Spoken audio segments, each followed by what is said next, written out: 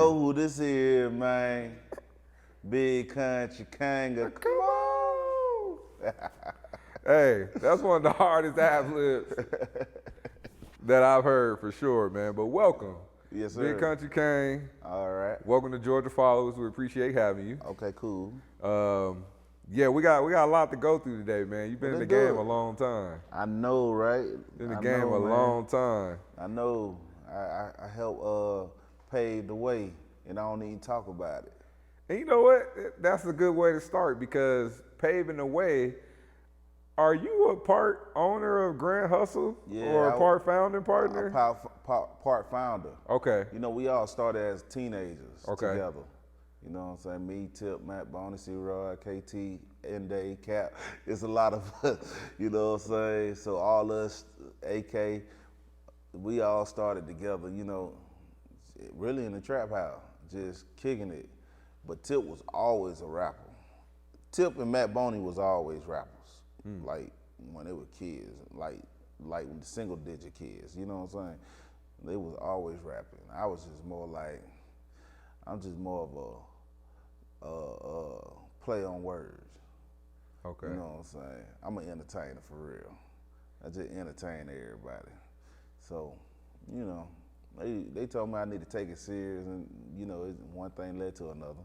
So when you first started off, was it, hey, you know, we're already hanging around each other. We're all relating in different ways. We founded Grand Hustle, and then you started rapping, or were you rapping before? No. So they had a group called PSC, and I was just like, I had the whip. I had a '84 Chevrolet on Riley's, baby blue. Ooh. You know what I'm saying? I had a whip at 16 years, 17 years old and shit, and so I used to pick Tip up down there every day, and it was like an adventure every day. You know what I mean? My girl used to hate that I go out there and pick her up, and she'd be like, "Don't bring your ass back to the house." You feel me? You know, you got to think at them times we out our mama's house and shit. You know what I'm saying? At a young age, so you know, Tip was rapping and stuff, and Mac was like, "Man, you should do something there." Tip was like, "I don't know," you know what I'm saying? So I just started making music on my own. So on the fast forward, when he got signed with Ghetto Vision, you know what I'm saying? They kept trying to use the PSC songs that we was using, like we recorded ourselves. But you know, I recorded some songs and whatnot, and he got a whiff of the song I made called Heavy Chevy. You know what I'm saying? And then boom, he was like, "Hey, we gotta make this a PSC song. Come to Patchwork, we're gonna re-record it." And that's how that happened. So that's how everything started for me. You know what I'm saying? Cause I was the late bloomer. You know, when it came, I just always knew good sound. And I'm probably like, not to toot my own horn, but it's gonna get tooted. I'm just ahead of my time. So the way I was rapping then is pretty much how people rap now. Absolutely. You get what I'm saying? Yep. But to him, he was more of a lyricist because he came up off a lyricist. I was more so like, I like lyrics, but I kind of like how things sound more. You know, you put emphasis on things that sound good as hell. You dig what I'm saying? And it feel good. It feel good. It sound good. It's good. Yeah, because the thing is, you talk about like your sound, like the baddest. Yeah. With Trey Songz, like that sounds like a song today. Yeah, in for today's sure. time. How did that come about? Because you was featured with a young Trey Songz at that time. How did that collab happen? Well, actually, Shorty Red did the beat. So me and Shorty Red were kicking it, and Shorty Red made this song for Tip to do. I like, nah, partner, I'm doing it. Cause Tip wouldn't listen to it. So I like, oh, boy, who I get? Oh, I can get Trey on this joint. And it just came together, you know what I'm saying? Just like that. So that's how that came about. Okay. Now back then, do you remember this? And I'm pretty sure you do. You used to have a street team. You used to have a band with the Big Kuntry King. Yeah. Like when y'all, how was that? Because you were touring a lot down here. I remember you doing college tours and things like that. How was your experiences doing that? Man, we got that van, bro. those days is where you sold your, like we had mixtapes. So we had the In the Street part 1, part 2, part 3. That's when we realized supply and demand. Okay, so, you know, we go trying to jug our mixtapes in these little, let's say Gordon College or Tuskegee or whatever. Yeah. Where we at? We jugging these mixtapes at Tip shows. Tip not even known like that yet. And then look, we'll take it to like the stores, like the record stores and stuff, the mom and pop stores. Before I could get back to Atlanta, well, you know, we had the little flip phones then. Before I could get back to Atlanta, man, we need more. We need more. I knew it was real when bootleggers were bootlegging our mixtapes. You know what I'm saying? So, and we got the mixtape game just by going to New York and like, hey, we could do that. They ain't even doing that where we at, but we were making mixtapes we were putting real songs and rapping on other people's beats at the same time. So that's how we were marketing our music. Yeah, we took over Atlanta streets with it. Okay. And we did that before we got with DJ Drama. And during that time, now I will tell you, now did you used to have a former manager named Hollywood? Nah. No? Yeah. Okay, so Hollywood, I remember I yeah. went to Albany State, and I think you were down there doing a show maybe in Fort Valley, and you came to our campus to a party on campus at the gym. Okay. And I believe you came down there and your management had talked to us. For some reason, I remember it as Hollywood. Okay, but I do remember because you parked your van in front of our student union. Right. You parked it there for like 2 or 3 days. Right. And I think you went and did a show at Fort Valley. We did some shows. Okay. I did some verses. Okay. I sold some mixtapes. I used to come out them country towns just caked up. Yeah. Nah, I definitely remember that. So tell us about like when did you get around like Young Dro and Young LA? Like when did? Okay, so Dro was Tip friend from wherever Tip was staying at one night. And I used to see Dro like when I go to Bankhead. Well, you used to call it the Bounce. You know what I'm saying? It's called the Bank right now off of Bankhead, but it used to be Club Bounce. I see, and Dro was already signed. So Dro was already a big thing. He was signed to Raheem the Dream. And that was big in Atlanta. You know, he had this song, Yes Sir. And I'd be like, boy, that's Dro right there. You know what I'm saying? But then Tip was like, I know him, that's my partner, woo, woo, woo. And that's how I met Dro. You know what I'm saying? That's how that came about. And in Young LA, Dro brought Young LA around. You know what I'm saying? So yeah. So what y'all, and I know And I want Young LA got close, and I started working Young LA music. Yeah. So I wanted to touch on that a little bit with the Young LA and Dro. Like, were you around for that separation, or when because they made some songs together and then they kind of went their own ways? Is there any beef there? I can't even tell you why they moved their own way. I just know Young LA came about, and Young LA had all this new swag. Young LA was like the only artist in Atlanta sound like him with the futuristic swag, the sound, and I don't know if like everybody at Grand Hustle knew what to do with him. Jason Jeter was like, man, you just know music, so how about you just work with him? And then one day, me, him, Dashe had got locked up, which is Dro's cousin, came up with this song called Ain't I, and me and Young LA did Ain't I. We did the song Ain't I, and we just going to college, club to club, and it's getting big and big and big. And then they just decided to do a little remix and put that out, and it just went crazy. But as far as breaking up, I don't know. You know, I be in my own world, bro. Like, so I don't know if you saw our interview before. We had Young Dro here, and we asked him about Young LA and him not knowing him anymore. So, yeah. What'd he say? Well, he said he doesn't know Young LA anymore. So, he don't know him as of who he is now today. Maybe in that sense too, or maybe just kind of dismiss. Hey man, say man, that's them. You Okay. did what I'm saying. Okay. I don't even get into all that, man. Okay. I'm a real realist. I'm like, shit. Like end of the day, that's a black man that I rock with at one time in my life. Hopefully he doing well. Hopefully he learned from his mistakes. If not, that's on him. Okay. You feel me? Because I'm trying to learn from mine. Yep. You feel me? Yep. So I don't really wish nothing on nobody. I wouldn't wish on myself. So jumping back to Pimp Squad Click. Okay, let's get it. We asked T.I. about a Pimp Squad Click reunion. Right. Or you know, what happened with y'all, and is there a reunion? So can you tell us a little bit about that? Well, actually, we got a single coming out called Having My Way with me, Tip, and Dro. So that should be out in a few days now.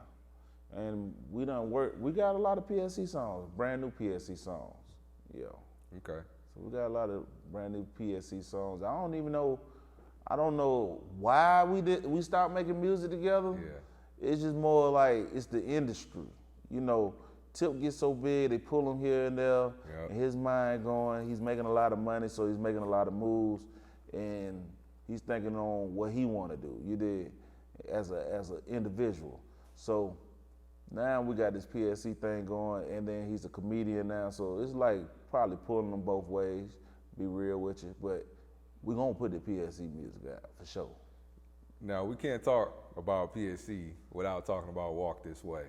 Oh, man. That song man. now, how was that song impacting? Do you think that because of the impact of that song, y'all couldn't, you know, not saying y'all couldn't, but do you think that song just got bigger than y'all? Well, Walk This Way was so hard. It originally with Matt Boney on the hook. I think I had seen CeeLo. I seen CeeLo with what's the other big guy? That made the beats. Jazzy Faye? Jazzy Faye. Okay. And I like, CeeLo, boy, we got a song you need to get on. I guess he got up with Tip or whatever, but I told him this is a song, man, you got to get on this. Yeah, and I know he was looking at me like I'm crazy because he a big ass artist. I'm just a trapper at this time. And he got on that song and made it big. And if you think about it, all the songs we did were big, it just wasn't promoted how it should have been promoted. Gotcha.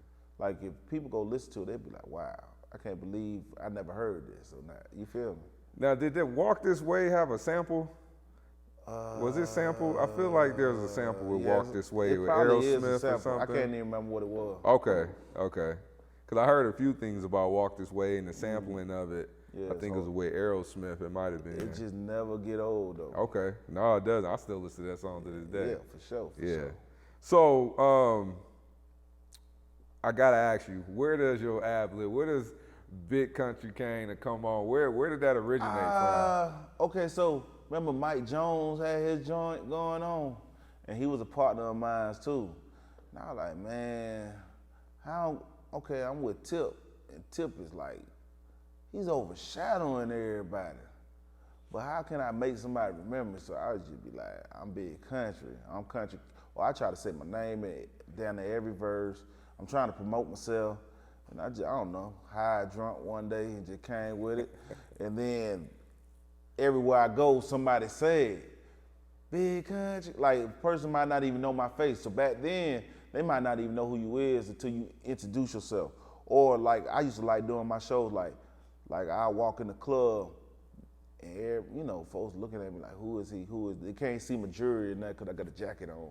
Can't see the PSC chain, nothing like that. And they just like, who is this guy? Who is this guy? And then when I get on the stage, be like, you know who this is, man? Then the whole crowd just finish my sentence. And they be like, oh, I ain't know that was you. Let's take a picture, yada, yada, yada. So I used to like that, that mysterious mystique, you know what I mean? Yeah. You can't do that no more. Social media just blow up everything. Yeah. But I could hear that Mike Jones influence in there. I like that. We had a song together too called Old School. Okay. Me, Mike Jones, and Young Dro. So I want to get more into like the culture of rap now. Okay, you talk about the internet and about it. So do you think rap music now is destroying youth culture? Like far as this YN movement? No. Okay. No. Listen what I'm saying to you. Hell no. The youth has always been wild, even when we was younger. The difference is that they have cameras now to see everything they doing. So as grown-ups, when we see it, we like, and then whatever media wants you to see. You gotta remember, there's algorithms to this shit, so they're gonna put whatever they want to put in your face at that time. and more of it, and make whatever narrative they want to make. So just having the camera, it might multiply even more because folks be like, okay, this is the way of life, this is how I have to live as a youngster. But don't get it twisted. When we was young, we was doing like half the shit I be here. I be like, boy, we used to do the same shit. It just wasn't publicized. It wasn't on camera. Yeah. Thank God. You know what I'm saying? We probably wouldn't be here talking. Yeah. You know, and I just think since it's in your face, you thinking this was going on or this was happening. But if you know, think what we should think more so why they promoting that. More so what's going on. Because if you promote other things, they'll do other things. Right, and to connect that point, that kind of goes into my next question, which is right where you're going into is, it's the cameras now, right? You can see it, but then also there's drill music, right? That became a big thing in music, where it became let's talk about what I'm doing. Let's talk about what I'm doing. So, what do you think about the drill movement? I mean, I think the sound. What do you think about the sound? I love the music. I love music, period. But for you to be dumb enough and stupid enough, and I called you that, and if you're mad about it, so be it. To do it, you just self-snitching. You telling on yourself. You did what I'm saying, you know. And you know, we tell some things we do, but we kind of, you know, you kind of camouflage what you tell. You don't want to tell Some it all. mystique to it. Yeah, because you don't, you know, you got to watch what you say. You know what I'm saying? The tongue is a powerful thing. So what you say may happen. Tupac kept talking about death around the corner, and he finally met it, right? Biggie said he was ready to die. He sure was ready, right? So that's just, you got to watch what you say because it comes true. We all like, you know, hey man, I can't explain that spiritual side or how people are, but we're electrified. Anything you say, it could come true, bro. Especially you start believing in it and you start thinking that's how things go. No, I agree. T.I. said something similar in our interview about that, just about the influence of music today on youth culture and where it's at and kind of how it's, and also the impact of how it's designed to make us think one thing. So as you put emphasis on, it's about what you say. Right. What do you think about this character, Charleston White, and his insertion into hip hop? I mean, I think everything is well needed. Everything. Everybody influenced. You know what I'm saying? I can't hate on no man that got their own brain and think their own way. You did what I'm saying? I disagree and agree on a lot of things. You feel me? But you might say some stuff I might agree on. You did what I'm saying? You know, it's just like, I think people just, and that's how you make it bread and that's how you want to do things. Hey, so be it. That's what you want to do, bro. That's on you. You know what I'm saying? Everything got consequences in it, though. However you want to do things. You feel me? And he found a lane. Another black man found a lane that nobody's doing, or probably don't have the courage to do, or don't want to do. But that's who he is as a person. Me, I'm just a different guy. You feel me? So I'm gonna do what I do as a person. I ain't got time to judge a person because I'm too busy worrying about what I need to do. And that's how I am. Like social media and all that shit. Listen, social media, hey bro, this is a circus. Just don't be the clown in it. You did what I'm saying. That's all I'm saying. Okay, so, and I get that, and I think with Charleston White and your points you made about him having his own brand, him being brave enough to stand on what he's saying and standing behind it, right? But he's also in some instances he's offensive to people, and he recently he's had some offensive comments towards T.I. and you know and his son. So he's had some. Bro. So what do you think about the side where he's offensive to people related? Let me tell you something. Okay, to you. I ain't got no soft ass feelings. So if he offensive to you or you feel some kind of way, I always felt like if I felt some kind of way about it, maybe some of it might be true. Cause I never understood why people get mad at the truth. You dig what I'm saying? Now him and Tip and all that stuff, they need to handle their shit. Whatever it is, handle it. I don't know the man. He don't know me. And I be honest with you, my opinion is just like anybody else's. Everybody got one. That's why I don't really be talking about people. You feel me? Especially people I don't even know. I don't know them dudes, so I can't even talk about them. You know, I don't know him personally. You know, one thing about it, everybody got a brand. Everybody got what they trying to sell. So that might be his brand and what he's selling. But a one-on-one conversation might be a whole different thing behind the camera. So I don't know. Yeah, that's what's happened a lot. I think a lot of things are coming out. People like Charleston White or people inserting themselves into the lives of celebrities and rappers. It usually can come down to y'all could have talked one-on-one and it could have been resolved. Well, but you have to listen to the man. This is how he make his bread and butter, by you responding. So you responding to what he doing, cause if I'm not mistaken, I probably ran through a thing on YouTube where he say, I'm not attacking them. They say something about me first, and I go in and do my thing. And then he probably think about the most disrespectful, worst way to talk to you just to get you to bite. Man, if a man got a fishing rod out there and you bite the bait, man, you ain't nothing but some easy bait, bro. You bite the hook, you easy bait. If somebody fishing, you bite the hook, you easy bait. Right. You did what I'm saying? Yep. If they weren't a part of your life in the first place, they ain't a part of your life now. Correct. You did what I'm saying? And that's how you just keep it moving. All right, bro, I'm just keep it moving. You know what I'm saying? I catch you when I catch. See, I'm the type of person, all right, that's how you feel, cool. I catch you when I catch you. When we see each other, then I had that conversation with you. Then we see how that go. You did. I'm not finna be goddamn on. I don't really have the energy to. And plus, I'm at the age where I just don't give a fuck.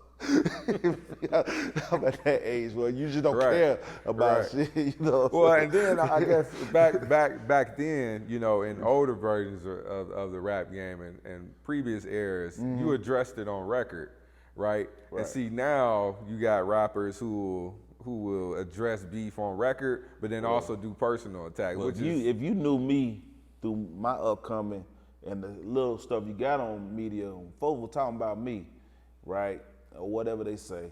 But you knew if you from Atlanta, you heard about what Kuntry done did or went and do, not what I told you. You just heard from the streets. You know what I'm saying? That's how people actually know me. Like, you know, he did this, he did that. So I just I always kept it like that. And I don't think it's gonna change. That's just how I was brought up. So speaking on the younger version of Big Kuntry King. Boy, that boy there. Lord Jesus. I watched a few of your interviews, and I was telling my partner, I said, man, in his interviews, he was speaking a lot on younger talent at that time. Right. And at that time, I saw you do an interview. You spoke on Wiz, you spoke on Kendrick, and nobody knew them. You spoke on Wiz, Kendrick, and a few other artists. But I was like, man, you spoke on these artists at a very young age. So I chose to see now the transition to today, where Kendrick Lamar is, and the whole beef happening. I already knew what everything was going, and I still know what the new artists doing now, today, you know what I'm saying? So what was it that caught your eye about Kendrick and Wiz back then? I mean, they just got their own style. They got something I ain't never heard before or seen before, you know what I'm saying? And I like trap music. I like gutter music. I just like the feel of it, the entertainment behind it. That's just what I always like. But when I heard them, I like this too. Oh, they're gonna be big here. You know what I'm saying? And when I used to say their name, they ain't even know about it. You know what I'm saying?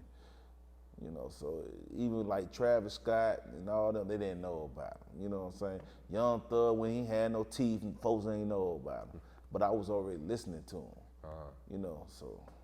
Yeah. So how did you? Okay, because you mentioned Young Thug, like that's like Rich Kid feature Young Thug. So how did you first hear about Young Thug, or how did you first run into him somewhere or pass by in the same places? Me and Thug always passed through passing, you know what I'm saying? because I used to be at Darp Studio, and he used to record up there too.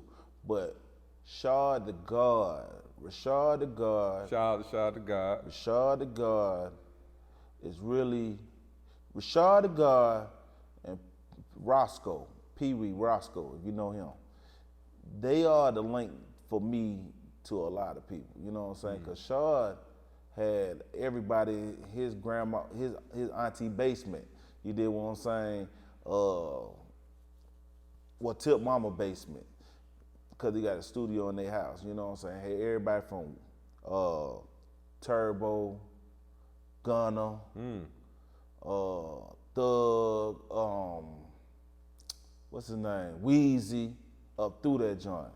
So they was doing a a Bankroll Mafia mixtape.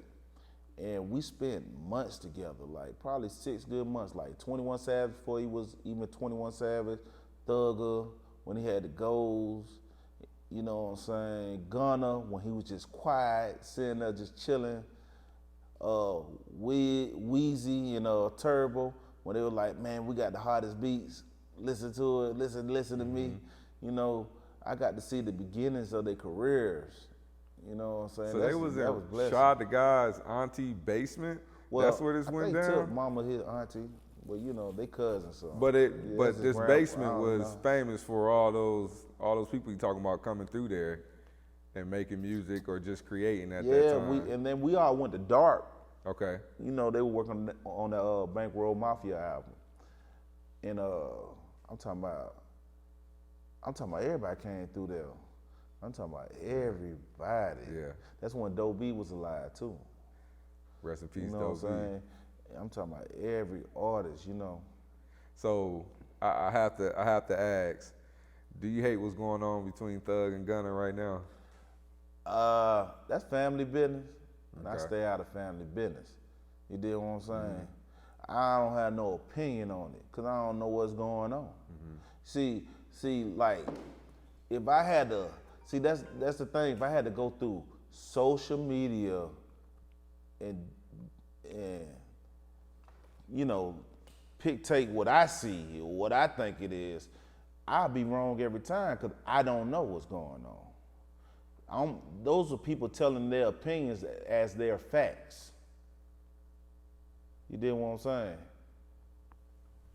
Like if I say, you know, a million more people is dying from eating watermelon because it's watermelon seeds than cigarettes. Sound like the truth, didn't it? That's how people be telling shit on social media. Sound like the truth if I say it like that, right? Sound like the truth. Almost sound like I was telling you something, right? Absolutely. So that's why I'm saying I don't know what's going on with that. I stay out of family business. Okay. All right. So I want to jump back to Kendrick now. Now obviously that was the biggest thing in music last year, right. and rap. I would say for sure is the Drake and Kendrick, you know, beef, and they did it on record. So they did it in a respectable way, and then they had their riff raps off that. Okay. What you think about it? Like, what do you think about it? Seeing Kendrick this many years later, like, how do you think he held it down in the battle? I look at it like this. Kendrick is a dog, right? And I look at how he executed it and why he executed. So I don't think people realize this part. So Drake came out with that album, and people was criticizing the album that he came out with. Which album for? Because I listen to all Drake albums, right? And the last album he came out with, I don't know, I can't remember the name of it. I didn't was really it For listen. All the Dogs or Scary Hours? For All the Dogs. Okay. So everybody thought he was gonna rap because you know. Well, we were like, oh, For All the Dogs, oh, he about to rap. You know, I think that's what people was thinking, had these high expectations, like he just gonna rap through an album, right? It came out, I don't think it was what people was looking for, but it still hits on there. It's Drake, right? He make hits. But I remember him saying, or allegedly saying, that he's gonna take a year off. He's gonna take a year off from music, right? So I guess he's gonna take a year off and, you know, just right. He said he's gonna retire and chill a little bit. Just chill a little bit for a whole year before he come out. And then this guy said, "Oh, you gonna take a year off? You feel burnt out? Shit, I got something for your ass, Jack. Here I come. And that's just what it was. I don't even think he was really ready or had the mindset to go through. Like, the man forced him into a battle. In reality, that man could have said, you know what? I said, I'm gonna take a year off. This motherfucker gonna have to wait a whole year to hear from me. He could have did that. He could have really just let that shit just keep going. Yeah. And if he would have took the year off. See, Kendrick was smart because he threw that bait out there. He went fishing, he bit it. But if he didn't bite that bait, he wouldn't have that song right now. And the bait, you mean like that verse? Like that verse. That was the bait. If he didn't bite the bait, Kendrick wouldn't be, I don't think it would be the Super Bowl or the You Not Like Us song. Yep. It won't be none of that. It'll just be on pause for a whole year. If he didn't bite the bait. You knew you wanted to take this break. You knew you was burnt out. And this man talk about you. And the world and social media and maybe the people in your corner force you into this battle where you felt like, I got to do it right now. But what he didn't study is what Pusha T did to him. He said something about Pusha T. Pusha T, wait, about 2-3 years before he came at him? Yeah, he did. I came at you when I felt like coming at you. And when I came and did my thing to you. And no matter how much he might don't like it, Pusha T got there and did his motherfucking thing. You did what I'm saying? And he should have said, just like how a dude did me, this is what I'm gonna do. But you know, egos, pride, gets in a man's way. It make it hard for us to think. That's a good, I can tell you, that's probably the best take I've heard on the Drake and I'm Kendrick a different type. I think a was a lot different way to differently think. than others. Yeah, that was a different way for me to think about it. I didn't think, because he did say he was taking that year off. He said he was taking a year off. Kendrick pounced on him. The man said, I'm gonna take a year off. So, the UMG lawsuit, was that the UMG lawsuit that Drake filed, was that kind of his concession speech of, hey, I lost this battle, but I'm gonna get a W somewhere? I don't know. See, that could be more, that could be Drake, that could be his team. You know, when you in a bubble, and people gotta remember this, once you get famous, it ain't about money no more. Everybody got money. It ain't about the paper. It's about how much power you got and how you use your power.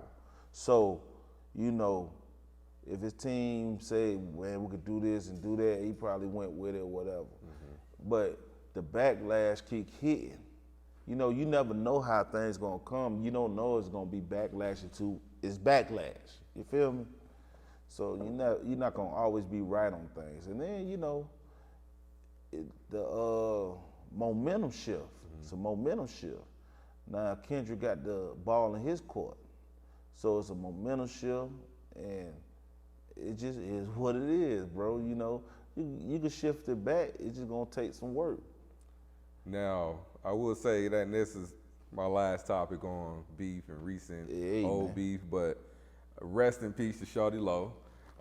Did y'all ever make amends before that? Because I know obviously you were in T.I.'s camp, and we saw T.I. and them make amends. Did you make amends with? Who, me? Yeah. Did you have, or did you have an issue to make amends? Me and Shawty Low never had an issue. Okay. Me and Shawty Low had songs together. Okay. That you can look up probably on YouTube right now. The thing is that, to be perfectly honest with you, that I'm a street dude, okay? At that time, I'm a street dude. I'm in the streets doing street things with a lot of people. So, me personally, I ain't looking to beef with people, because this is how I make money. At this time, T.I. he's T.I. But we're not T.I., okay? We're rappers, we wanna make it, we wanna be big. But in reality, we ain't T.I. T.I. got the mansion, we still street dudes. We still hustling out here. So I don't walk around with security. He got security, he's T.I., he the man. I don't have that. So I ain't really just beef with people unless it's going, cause my beef gonna be real beef. It's gonna be like either I die or they gonna die. It's gonna be some real beef. So we try to limit that and just make money. We West Side guys, so we from the West Side. We like making money. And me and Charlotte were cool, you know what I'm saying? But Tip wasn't having it. Tip wasn't having it. But yeah, we was out. Like even through the beef, it was kind of crazy, because even through the beef, we'll see each other, and he'll be like, man, why this going on? I'll be like, bro, that's y'all, man. You did that. You know, like it ways y'all could have handled it. Yeah. You know what I'm saying? And I be by myself. If you see me, I'm always by myself. You know, I gotta hold my own at all times. I'm always by myself. At that time, you know, we were young. You know, we get to cussing each other out. We be trying to fight. We be doing all kind of shit. Whatever it took, we were gonna do it. But you know, once my partner was like, he wasn't going for it. At that time, he just wasn't going. You did, and you know, when your partner ain't going, wrong or right, you gonna ride with him. You did what I'm saying? And Lowe was, you know, he a real nigga too. So it just two real niggas just clash of the Titans. So, and I'm glad you're speaking on that, because back in them days when you was around in the streets and it was just Big Kuntry King and you was around at that time in that era of Big Meech. Right. And you used to hang with Big Meech. Yeah, so a lot. I know you can't share all the stories, but can you give us just a glimpse into what that was like back then? What's so funny, you know, okay, so this is how we got, okay, so my RP Clay Evans, right? So Clay been knew Meech because I guess Meech used to be in Cleveland too. He met Meech. So Clay was like, hey man, you gonna come with me, you gonna meet Meech. I like, all right. So we go to Magic City, the old Magic City. I meet Big Meech. This is the first time I seen a dude, one just stack up the hill. He just got one stack up. Now it's some other big time dudes that used to do some crazy shit in the strip club too. You know what I'm saying? They did some wild shit too. I can't say he the only, but he one of the only. Cause I know some dudes that used to take stacks of ones and throw them in the garbage can. The girls used to run to go get it. I'm like a teenager in this club. They throw the ones in the garbage can? Used to throw the one. This before make it rain. So they'd take a stack of one, throw it in the garbage can. Nigga was just doing. Niggas had so much money back then. They were doing crazy shit. You know, this cocaine, heroin money, you know what I'm saying? Dog food money, white tea money, you know what I'm saying? So, Meech had the ones just stack all the way up and just be sitting there by himself. Ain't no BMF at the time. I'd be like, damn, bro. He like, this my boy Big Meech. I like, all right, cool. Met Big Meech and whoop. I met him one time with him. Then one time we went out, we met Big Meech. Tip met Big Meech and shit, and then we got in a fight with the security guards in Magic City. Us. So, you know, that's how we got, I guess that's how we got cool. And Meech and Blue Da Vinci at the time, they used to tell us come to all the parties, because Hannah that works for Grand Hustle, she used to throw all the parties. She's the one who put the tigers and giraffes at his party, did his parties, and then... Wait, so Hannah's the one that brought the tiger for Big Meech? Yes, Hannah's the person that put them parties together. Wow. So since Hannah putting the parties together, we was always with Meech. I'm talking about, I was with that guy, I'm just gonna say we was partying, okay? So we young. So Hannah put the party together in Miami. So we in there when he telling us the speech, we sitting there while he telling a little speech about if I was a robbing ass nigga, I have a robbing ass crew and all this shit. So we there for all that shit, Jeezy, everybody, you know, it was a ball, man. He was like, it was different, cause like every time I come, like Alex used to never want to let us in the club, cause we underage or at age, you know what I'm saying? And we weren't getting money like that at that time. But that boy Meech come, let them in, hand you a bottle. I'm like, God damn, you know what I'm saying? Met a lot of people during that time, you know what I'm saying? Like LeBron James, and that's when I met Buster, you know what I'm saying? Wait, you met LeBron James in Magic City? Not in Magic City, at Club Visions. At Club Vision? Yeah, that's when okay. LeBron and Maverick. Then we came real close at that time, you know what I'm saying? It wasn't even about basketball, you know what I'm saying? That was fun, rocking with LeBron for a few times. And Mav, he cool as hell. Then I met Fabulous through Meech. I met Busta Rhymes through Meech. And I ain't even meet these folks through Tip. You see what I'm saying? I've been knew Jeezy. Used to call him Lil J. You know what I'm saying? Jeezy used to always had some bread back then. So I used to rock with Jeezy. So, you know, I kind of really like put everybody with Tip, because Tip just, at that time, I don't think he really just rock with everybody. You know what I'm saying? You know what I'm saying? So, you know. So, around during that time, because man, you was around during the Big Meech era. That was a big era in hip hop, and I think I was going out every night.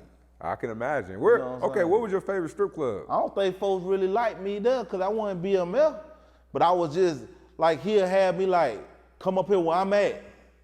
I just be up there just chilling, and I had this song called "Cocaine Bought Me Everything, Everything, Everything." He said, "Boy, I love that song, bro." And to be in Magic City too. Okay. You know what I'm saying? I'll never get this scrutiny, bro. I remember I was in Magic City. I had a little $500, boy. I'm spending my little $500. I'm about to get another $500. I'm about to spend $1,000. These niggas spend 10, 20, 30,000, right? And the girl was like, "That ain't enough money." I looked at her like, "That ain't enough money." But these guys done fucked the game up so bad, like they throwing away hundreds of thousands of dollars in that hole. But nowadays, that $1,000 enough money now. The whole guy. They coming back. They spinning the block now. Yeah. Thank you, sir. Thank you. Like they look like little Asians. When you get your nails done. You know what I'm talking about. Wait. So I have to ask though, what's your favorite Atlanta strip club? My favorite Atlanta strip club is Magic City coming up. That was my favorite. Okay. Then, I ain't gonna lie. So, I like Magic City. Now, I used to love, Blue Flame used to be my favorite. Magic City, hands down, always gonna be the favorite one. But I like all the strip clubs though. I like Blue Flame, I like Club Ballore, I like Blaze, I like Pinos, I like Stroke. I like them all because they all different. Mm-hmm. You know what I'm saying? They all different, you know. So I wanna touch on Big Meech a little more. Now Big Meech is out. Right. Obviously has his conditions of terms and why he's out now. Okay. But I think back then, that was kind of my prime era of music. The courts was really heavier in the rap game to where it is now. Like, so what do you think? There's an agenda out for the courts to be after rappers now, or are rappers just into stupid shit? I want to say one more thing about Big Meech. Okay, go ahead. Big Meech is like the first person I seen where pretty much every black person around him, every person around him was having money. It wasn't no like, I'm gonna wait on him to spend some money and then hopefully he give me some money. Cause I be seeing that a lot with these crews. One person got the money, they be in the strip club, waiting on their partner to get them some money, and their partner might get them some money, or hand them some ones, and you could tell these niggas hurting to the point they start stuffing the ones in their pocket. Mm-hmm. The dancers be like, "Damn, these niggas they ain't gonna spend the money?" Nah, they need it just as bad as you do, cause obviously their partner ain't getting them no money. They just around. But when Big Meech was around, shit, these niggas might get to spending money before he get to spending money, cause they got their own bread. You see about 6 niggas spending money, shit, you know the rest of them gonna be all right. Mm-hmm. You see what I'm saying? And that was unique, cause I used to see a lot of just one guy spend money and just have niggas around for his safety. And these guys just around, you know? That shit is crazy. Like, you know, if your team ain't even with you, bro. My pops always said, "Hey, bro, if people making millions of dollars, you don't got one, they ain't your friend, boy. Yeah. You gotta get the hell away from them folk. Yeah. Cause he ain't getting no money with them." So, and then what's the other question? No, I'm when you took it back there, that made me think about how Meech was kind of honored for that. Was that back then he welcomed everybody in kind of in that space. Yeah. That's how the Jeezy. You had opportunities to make money. Right. Yeah, for sure. So were you? So you say you was with Jeezy. Were you there for that whole Jeezy BMF movement as well? Yeah, Jeezy, man. I'll never forget. Me Tip was at Tiny House, cause she had a studio in her house. So we working on the PSC in the street too. Jeezy came running in there. Tip. Boy, you gotta hear this song. I got one. You start playing that Air Forces song. I was like, boy, this shit the hardest shit I ever heard. Then I was like, damn. As it kept going, I was like, oh, this nigga hard. This nigga was so hard. We went on tour with Jeezy, and Tip was closing. Jeezy was so fucking hard. At that time, Tip was like, hey, boy, we're gonna have to go back and forth. It was better for the tour. Mm-hmm. Yeah. At that time, yeah.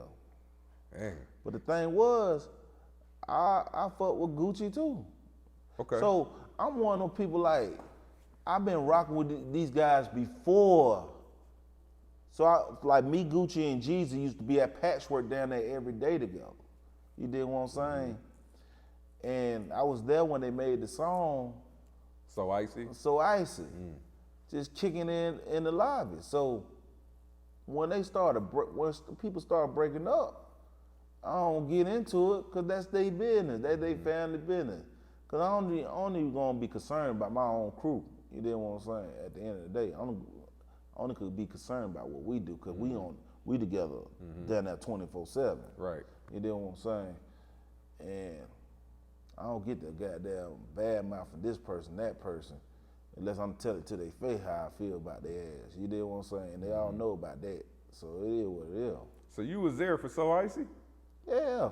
How long that song take to create? We was there at the video shoot and everything. We was at the atrium.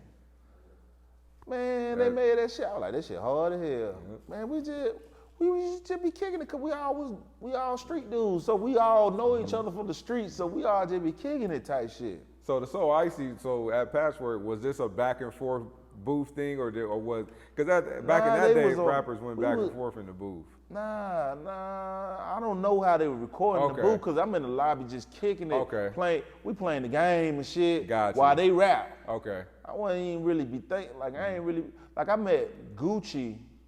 So this is how it was. I already knew Jeezy. I met Gucci when I did the show at Prime Time.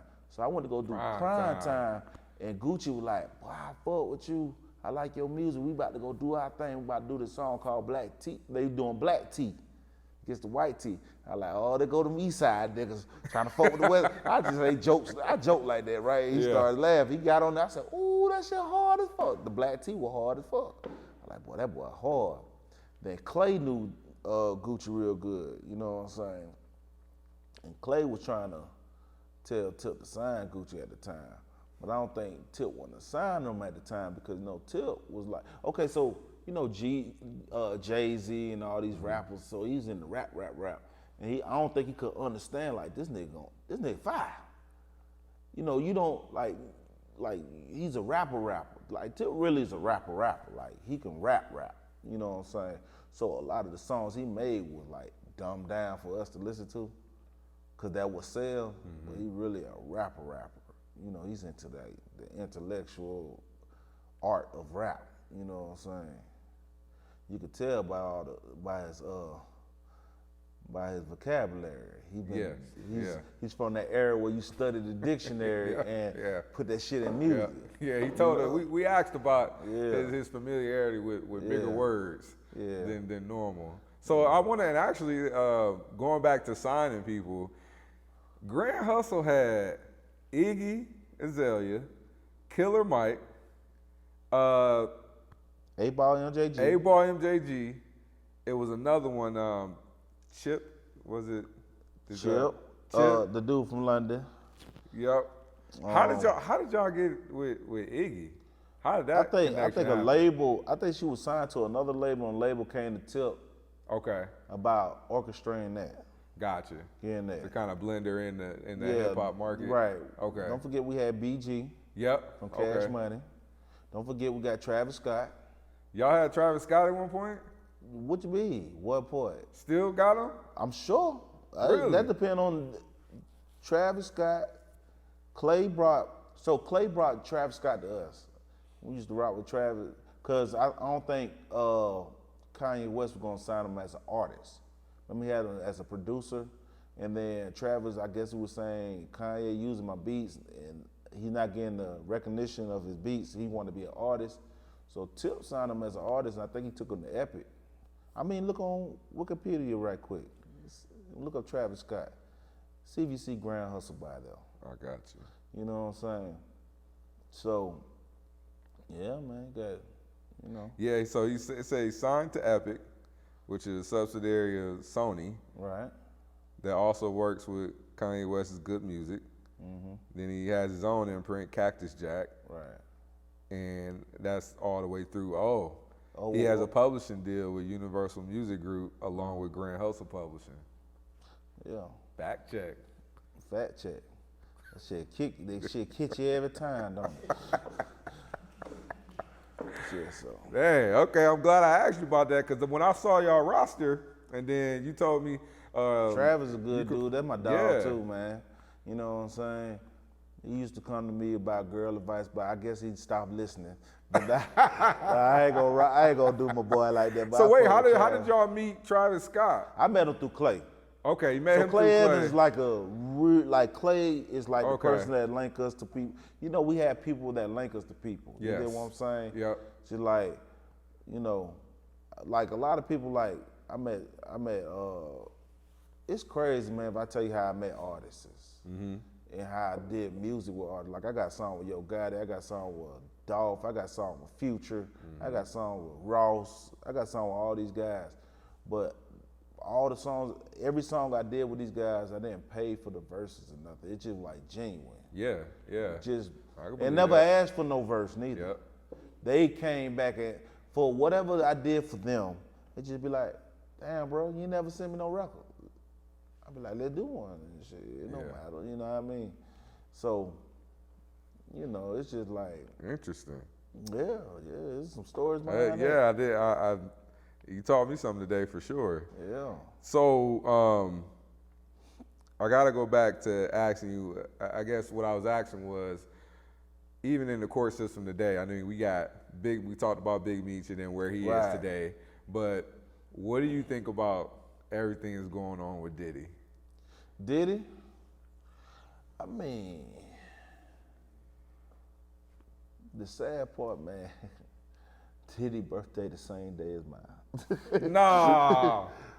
November 4th. Nah. And the boy Trouble, rest in peace Trouble. Okay, rest in peace Trouble, yeah. Well, that ain't your fault. It's Scorpio. That ain't your fault. Ain't no crime to be freaky.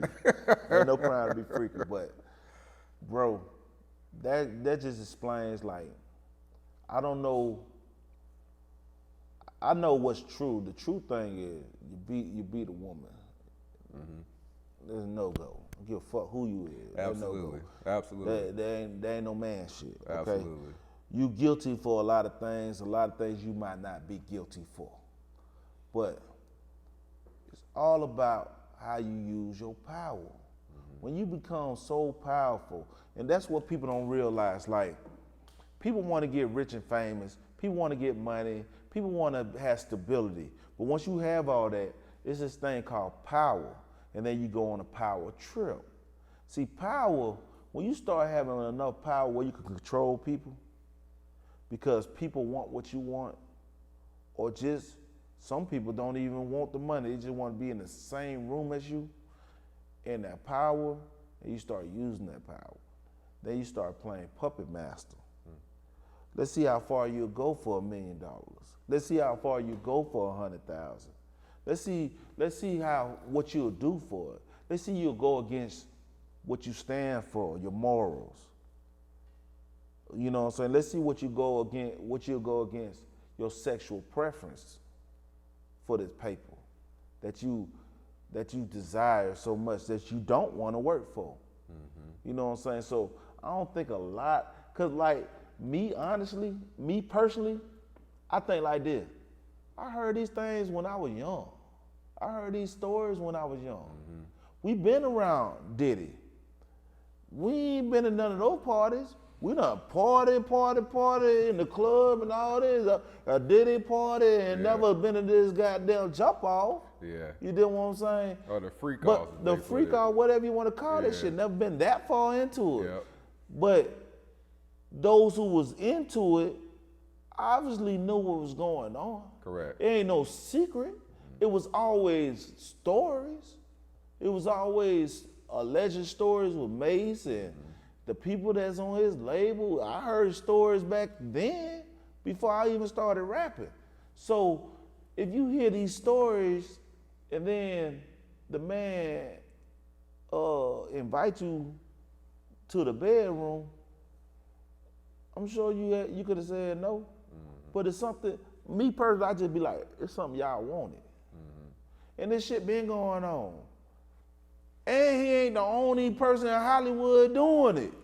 That part. He's just the one you want to talk about. Correct. You think Hugh Hefner wasn't doing this when he had Playboy and them 16-year-old girls up there? It just, hey man, let me tell you, bro. I don't even want to get in all that. But my thing is, if you're going to lock them up for being wrong, you need to go snatch the rest of them goddamn motherfuckers. Because all of them doing it. Yeah. That's all I'm saying. Don't pick and choose who you want to be the face of that shit. Correct. And that's the problem in America. We pick and choose who we want. And people think with their emotions about it too. They don't ever think like, you think everybody a part of it? Do you think everybody thinks it's a money grab? There's a lot of things going to that shit. But far as I know the one thing he guilty for, that I know for a fact is what I see on camera. You hear you dragging a woman. Yep. That don't call for it. You too powerful for that. What you doing that for? That's the human in them. You know what I'm saying? You let somebody bring you down to that point, that's what you doing. That's what you doing. You got all them kids, your kids see that shit. You feel me? Yep. And they gotta defend that shit. Yep. So, and you at the age where you shouldn't even be doing that. Yeah. You're not a teenager on your early 20s where you getting mad and outraged and you emotional nigga, you know what I'm saying? If you that emotional at that age, man, hey man, whatever comes to you, hey man, listen, bro, I can't play God, bro. And that's the only person who got that man right now. And that's the only person who got every victim in that. If whoever's the real victim, because some of them folks I don't think victims. Some of them folks is trying to play get back, and a lot of them folks probably is part of the problem, if you ask me. Like, folks is trying to victimize themselves, but I'm seeing a lot of people being part of the problem because there's a lot of lying going on too, right? So, all them folk, man, you better hope God goddamn watch it. God watch everything. You hope God got you. Absolutely. Yeah, you better thank the Lord 2 times on that. And that's some shit. And then I just look at it more so for me looking at it, I just look like, I want to be like, just leave that shit alone. You dig what I'm saying? All that, you gotta know who you're dealing with. All that freaky shit. I like to be a freak, but all that shit right there, man, it ain't worth the family. Yeah. It ain't worth losing everything. Correct. Yeah. And that I think he fell on his sword for sure. Yeah, because one thing about when you go on a power trip, you gotta remember it's always somebody more powerful than you. And none of us more powerful than the one upstairs. Yeah, absolutely. And God will let this shit go on long enough until He bring your ass down to earth. And that go for everybody. Anybody can be touched. You dig what I'm saying? And when you start walking around here thinking you untouchable, that's when that motherfucker show you. And that's that. Well, I'm happy to hear you weren't at those Diddy parties. Nah, bro. We always heard about them, but we all and the fact that everybody's not saying is that we all aspired to go to one of them Diddy parties at a point in our time. People heard about them. And folks wanted to go to them shit like it was like going to Disneyland. Right, yeah. You know what I'm saying? We all wanted Disney to go World. to a Diddy party. Yeah. So until now, until you seen lives being wrecked. Correct. You know what I'm saying? Till it became sacrificial, right? Yeah, but I don't understand, like, I don't understand why people, see, the problem with people, to me, is people live for other people. Mm-hmm. So if something bad happened to you, you don't want to tell because you're so worried about how people look at you. That's a problem. Yeah. You care too much about other people, you don't care about yourself enough. Man, the person will go wash their car every day, detail that bitch, take that bitch, go get a tune-up, tires, brakes, everything, but you don't even care enough about yourself. Mm-hmm. But you care about things. Mm-hmm. You care about things more, you care about the vessel you live in. It's crazy. You're right. Hey, more facts from Big Kuntry King. Come on, man. So I got a few more questions left before we wrap up. Cool. Definitely to hear. I'm excited to hear this from you. Who is on your Atlanta Mount Rushmore? Mount Rushmore? Yes. Who are your 4 legends out of Atlanta? If you had to put them there, who would they be? I gotta get into that. At least try to give us 4. 4 from Atlanta. From Atlanta.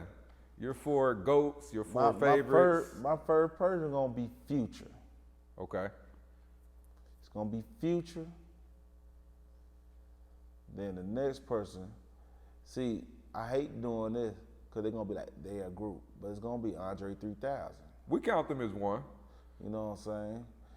I can't because me personally, I just listen to Andre 3000. Okay, fair. You know what I'm saying? I don't know what it was about when his verse came in. I listen to Big Boy can rap his ass off, but I just like Andre 3000. I don't know what it was. And they both can rap good. I had to, you know what I'm saying? They both can rap. It's just 3K. Then, you gotta put Tip up there. Tip, yeah, he's on there. Now, that fourth one's a throw-up. That fourth one could go, I'm gonna tell you how that fourth one could go. And they're gonna be crazy. That fourth one could go Ludacris, Gucci Man, or Jeezy. Yeah. You did what I'm saying? It's a tough out. Those tough outs. And I can't really tell what that fourth one is. But I got a strong 3 for your ass. Those Absolutely. 3 gotta go on though. Absolutely. You did what I'm saying? So my next question is, what can we expect next from Big Kuntry King, and where are you nowadays, man? Are you still in the Grand Hustle camp? Are you still around? Because Dro out here resurfacing, Young LA. I always have my own label called Bread Box Music Group. Yep. And and I'm working on the clothing line. You know what I'm saying? It's called Michael Marie Clothing Factory. So I'm working on that, and then I'm working on some solo music. I got a single that's coming out called Chick-fil-A. Okay. So can't go wrong with Chick-fil-A. It's called Chick-fil-A, but you know it's some street shit. Okay. So yeah, I got some music I'm gonna put out. And then I got the other single with PSC called Having My Way. Right. Okay. So I'm gonna keep working. So should we expect the show coming soon? Oh yeah, for sure. A listening party? For sure. Okay. For sure. You know what I'm saying? You gotta give GAFollowers some access to that. Oh yeah, hey, I'm on Instagram. You can find me on there, YouTube, everywhere at Kuntry King. That's Kuntry, Yep. King. You know what I'm saying?